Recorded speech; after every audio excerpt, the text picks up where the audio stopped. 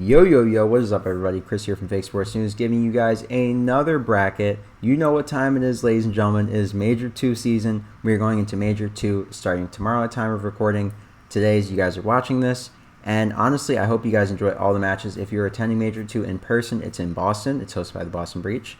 I hope you guys have a great time. Call of Duty events are some of the best to experience live. And if this is your first event, be sure to get there early because the venues do fill up pretty quickly and the lines can be pretty long. So just try to arrive early.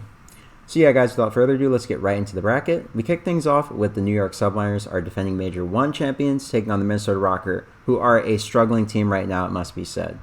So with that in mind, I think the New York Subliners have too much respawn pressure on the map. I think the Minnesota Rokkr are a very formidable opponent. I think they steal a map somewhere in the series, but I think it's a 3-1 for the Rokkr.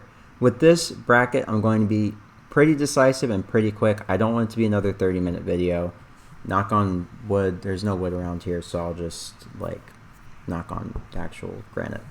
Yeah, so I'm trying to keep this short and sweet. In our next series, we have our host, the Boston Breach, taking on Atlanta Faze. I think it'll be a 3-2 for Faze. Faze's hardpoint has looked pretty weak. I think they will definitely make some considerable improvements coming into this weekend, but I don't think it'll be enough to counter a Boston Breach team that is playing in front of their home crowd. Boston Breach could definitely win this series. They have been one of the top tier teams in this game all year long. Their consistency has to be respected. They also were not able to play at full capacity during Major 1, so they will likely have a chip on their shoulder of trying to prove themselves. So this is definitely a series where there is a hungry lion who is caged, and Faze was fed to them. This is going to be an interesting matchup, but I think it goes Atlanta's way in a 3-2 fashion. Their S&D is just very hard to bet against. In our next series, we have the Toronto Ultra taking on the LA Guerillas. This is the battle of the purple guys, and I think the Ultra come out with the win here. I think it's a 3-1. I think the Guerillas likely take a respawn. Their S&D and their control leave a lot to be desired, so I think those, relatively speaking, if all things go how they should, 2 easy maps for Ultra. That's why I think it's a 3-1 in their favor. In our last matchup of the day, we have Optic Texas taking on one of their many boogeymen in the LA Thieves. And honestly, I think Optic Texas is in great form right now, so that's why I think they get the victory over the Thieves in a 3-1. I think their respawn honestly looks very, very good fundamentally speaking, and I think that'll translate to success in this series. That's why I think they topple the Thieves. So that means we would kick things off on Friday with an elimination match, hopping over to the other side of the bracket between the Minnesota Rokkr and the London Royal Ravens. And the Ravens are in such a weird spot right now. I don't know if they've improved enough to necessarily beat a team like the Rokkr if the Rokkr dropped that way. But as it stands, I do think that the Rokkr will squeeze out a win against a more competitive Ravens than a lot of people want to give them credit for. And that's where I think the series goes. In our next series of the day, we of course would have the Boston Breach taking on the Seattle Surge in an elimination match. And this is a trap game because no matter who drops here, it's going to be either Faze or Breach playing Surge, and damn, that's crazy.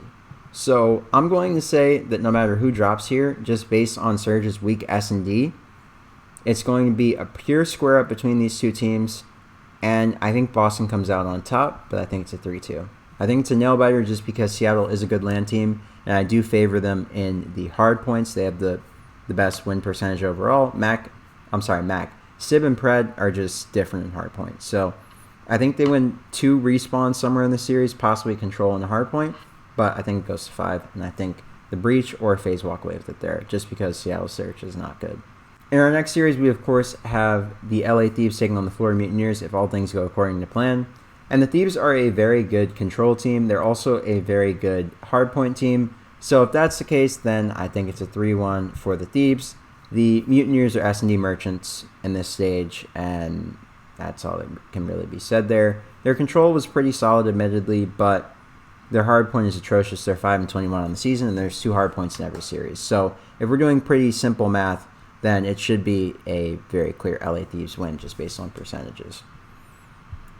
That would mean that in our next series, we likely have the LA Guerillas taking on the Vegas Legion. And honestly, I think it's going to be a tough one to call, but I think the Legion's S&D will carry them to the victory here. I think they steal a respawn somewhere. I think they either steal map 1 or map 3, possibly a map 4 if Hydro gets through. They're not stealing anything. And if Embassy gets through, they're not stealing anything.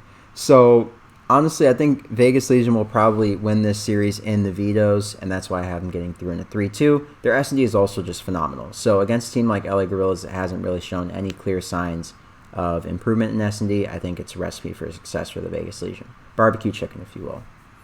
That would mean in our next elimination series in round 2, at the end of Friday, we would see the LA Thieves taking on the Minnesota Rokkr. And this would be a crazy series, honestly. The Thieves with Kenny, Draza, Octane, and Envoy, they're defending CDL World Champs. It's hard to bet against these guys, but the Minnesota Rokkr, just with the personnel on that squad, I like that team a lot, and I don't know. Something tells me that if these two teams square up, Minnesota's walking away with the dub. So we'll go with Minnesota. Ego chow that pick. See how it goes later this weekend, obviously. So that was our 7:30 slot on Friday. Kicking things off on Saturday, we of course start with the Vegas Legion taking on the hosts of the event if they make it to the losers bracket, losing their first matchup, the Boston Breach. And if they see the Breach, I think the Breach are too much in the respawns, so I think it's 3-1 in their favor. I feel like their control and their hardpoint is just better than the Legion's a little bit. And they'll be playing with home field advantage, so I don't see them bowing out to a Vegas Legion team who has improved considerably, it must be said. But a team that has struggled so much in the late game situations, where Boston is a team that typically thrives. They thrive in chaos and they close things out. Even when they blow big leads in the middle of the game, they typically close the games out. So I have Breach taking a 3-1. I feel like they're the more icy team, and I feel like their respawn's just a little bit better. That means our next matchup of the day would see Toronto Ultra taking on Atlanta Faze. And I just feel like it's one of those matchups. Honestly, I feel like Faze is better than Ultra where it matters. I feel like personnel-wise, Abizi is just, he's too good at this game. Honestly, I feel like Abizi counts for 2 players sometimes. So if he has one of his Abizi series like he's been having all year, then it's very hard for the Ultra to topple Faze, and that's why I think they'll get the 3-1 in this series, So that means in our next series, we would see Optic Texas taking on our defending Major 1 champions, the New York Subliners. And to the surprise of some in the green wall, I think the New York Subliners walk away with the series. I do feel like they are the better team between these two just because their system looks really, really effective. It's just hard to go against these guys. That means in elimination round 3, we would be seeing the Toronto Ultra taking on the Minnesota Rokkr, battle for the North. And if they square up again, I feel like the Ultra do have the edge. I feel like they've just been the better team all year long, so I think they will beat the Rokkr in this series if they square up. In elimination round 3, we would have the Boston Breach taking on Optic Texas if the Breach are able to make the run, assuming they don't get upset somewhere along the way. And no one would have home field advantage in this series just because there are going to be a lot of local fans supporting the Breach, and there are also going to be a lot of local fans supporting Optic Texas. So I feel like the crowds are going to be pretty split like we saw when the Minnesota Rokkr hosted their major and they played Optic, and it was pretty split. So with that in mind, I think it will be a 3-2 for the Boston Breach. It's just hard to bet against these guys. They definitely look really good going into their own major. And when teams are in a salvageable position like the Breach are, where they can catapult themselves into a top tier spot, it's just hard to bet against a team when they're playing at home with the crowd on their side, all the pride on the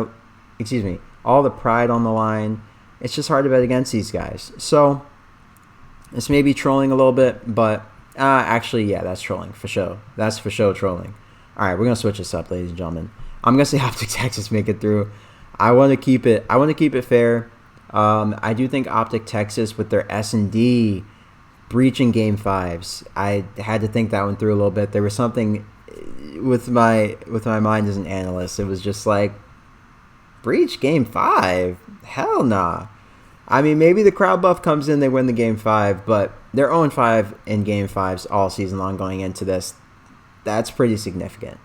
So I'm going to say Breach lose that one in a game 5. Heartbreaking fashion to lose at home, but hard to put a lot of faith in a team that is 0-5 in the clutch.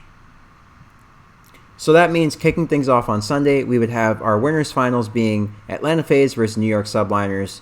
And I think in this rematch, I feel like Faze have finally figured out how to effectively neutralize the Subliners in a way where they can win series against them and win respawns more importantly. And their S&D I feel like is just a little bit better than New York's. So I think it'll be a 3-2 in favor of Faze. I think they get it done, sealing a respawn somewhere, probably game 3, and then winning with a Neslo, most likely. I think New York is just so good at hardpoint, it's hard to bet against them, but they have looked vulnerable in the vetoes for the controls. So if Faze can definitely, if Faze can win in the vetoes here and not play New York on hotel control, then it'll be an interesting series and they could definitely win it. That means in our next matchup, we would have the elimination round 4 matchup between Toronto Ultra and Optic Texas. I think the Toronto Ultra between these two teams are the more seasoned right now. That's why if they face off in the lower bracket, which I assume they will, I think Ultra take it into game 5.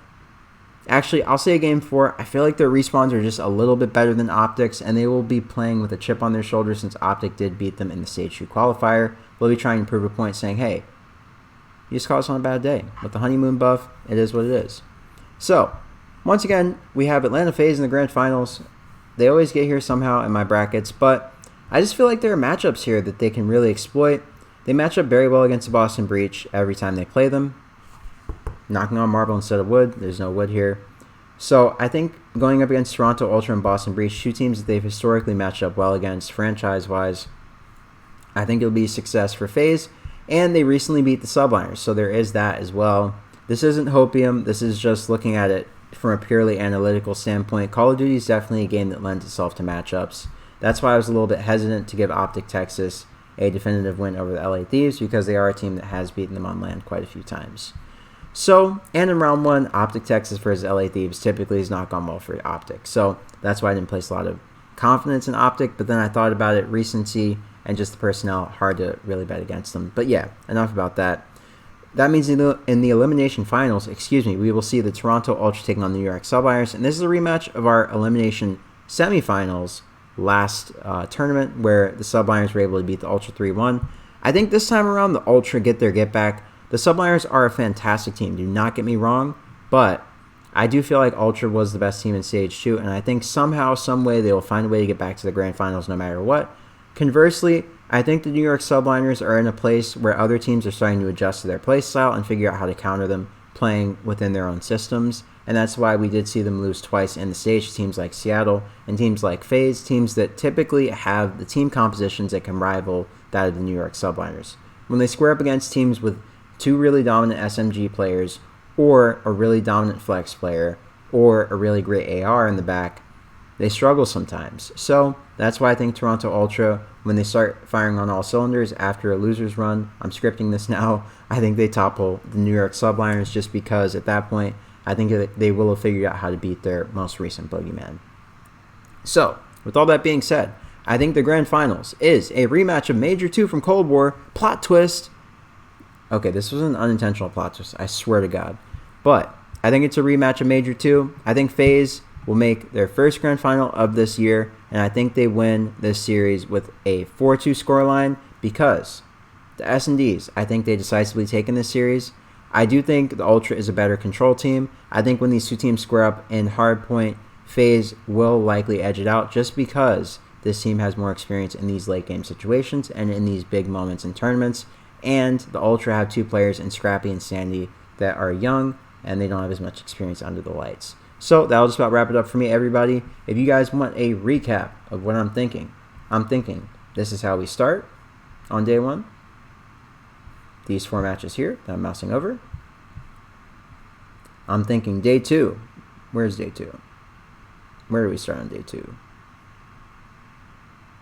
Where's Friday? Okay, somewhere in here. So I'm thinking day 2 goes like this. I'm thinking day 3. Oh, day 2 goes something like this. I'm thinking day 3 goes a little something like this. All right. See what I'm mousing over for the recap? And day 2 continued. Day 2 continued. I'm sorry, day 3 continued. And then I'm thinking Championship Sunday goes a little something like this. Bang, bang, bang. And we out, baby. All right, guys. That's what I'm thinking for CDL Major 2. What are we going to do right here?